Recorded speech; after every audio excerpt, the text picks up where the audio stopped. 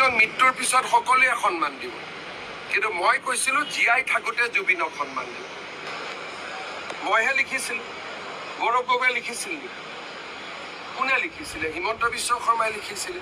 কাৰণ মই জানিছিলোঁ জুবিনক মৃত্যুৰ পিছত সকলোৱে সন্মান দিব, কিন্তু মই কৈছিলোঁ জীয়াই থাকোঁতে জুবিনক সন্মান দিব।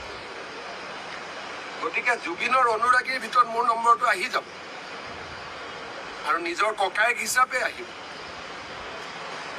গতিকে সেইকাৰণে মোৰ লগত আমাক লৈতো মানুহ ভীষণ সন্তুষ্ট যে জুবিনক ইমানখিনি আমি সন্মান দিছোঁ, আৰু দিব লাগিব, আৰু তাৰো প্লেনো আমি কৰি আছোঁ।